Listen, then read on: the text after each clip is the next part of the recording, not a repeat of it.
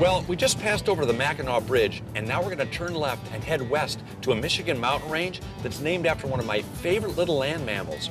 Because not only are they cute, they're pretty sharp, too. But first, some gratuitous driving shots.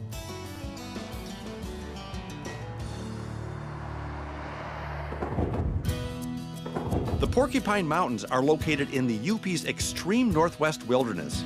It's a ways, but well worth the drive. This state park is over 60,000 acres of ancient mountains, towering virgin timber, remote trails, wild rivers, and secluded lakes. And speaking of secluded lakes, there's one place here at the Porkies I've always wanted to see. And the short hike to it is even suitable for a low plains flatlander like me. It's called Lake of the Clouds. And to make sure we found our way to and from it, I met up with park naturalist Bob Wild. Well, Bob, this is where I usually say wow. But believe it or not, I'm speechless. It's pretty impressive, isn't it? Yeah, I mean, this is your office. This is so cool. This has got to be one of the most beautiful things I've ever seen in my life. I've seen the Grand Canyon.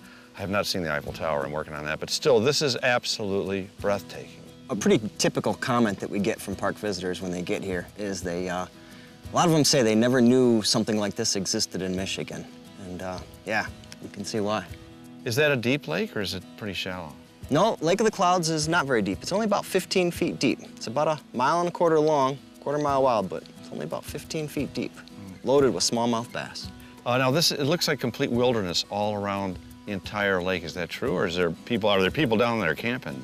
Yeah, there could be some people camping. We've got some backcountry campsites that are on the south part of the lake. One of the park's rustic cabins is on kind of down in this corner of the lake, but it's all wilderness. There's no roads, no people. That's all park property that you see there. In fact, almost everything you're looking at is all part of the old growth forest of the park as well. So that area's never been logged either.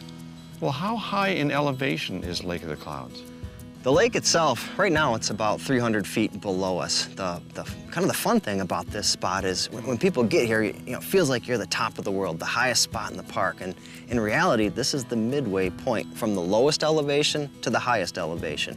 Lake Superior is the lowest elevation, about 600 feet above sea level. Summit Peak, the highest spot in the park's 1,958 feet above sea level. And we're about 1,350 here. We're the halfway spot between the lowest and the highest. Really? Yeah, in fact, there's a lake in the park that's 200 feet higher in elevation than what we are right now. What's that one called? Lake of the Stratosphere? Close, Mirror Lake. Oh, Mirror Lake, okay.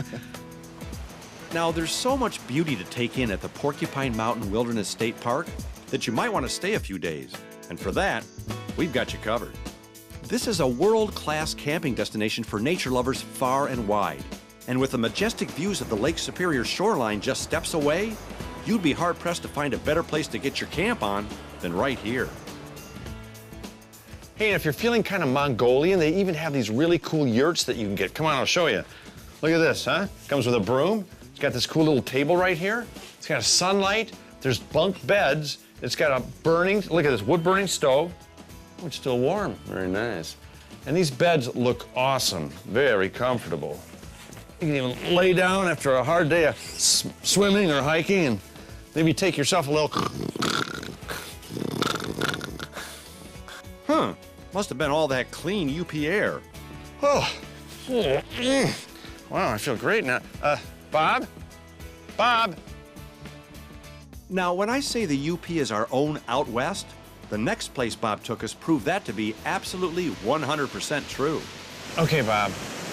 Why didn't you tell me you had waterfalls here, too?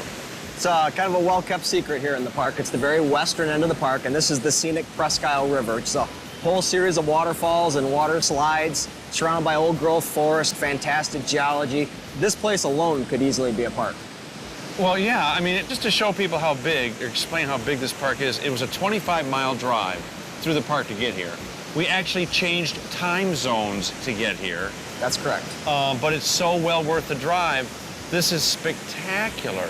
Yeah, this is one of the areas that we highly recommend people visit when they're here. And one thing I always tell people is plan for a lot of time when you get over there, because it's just an area that you're just going to want to spend more time at. It is so amazing and a lot of just well-kept secrets. It's just a great spot. The downriver hike Bob took us on was, in a word, spectacular. Around every bend was another view worth a long and lingering look. It's unbelievable how much beauty and extreme wilderness we have at this massive park. You know, I've wanted to see the Porcupine Mountains all my life, and it took me getting a TV show to finally get up here and do it. Don't wait till you get your own TV show. Get up and see this park soon, because it's so beautiful up here, you'll think you're in Michigan.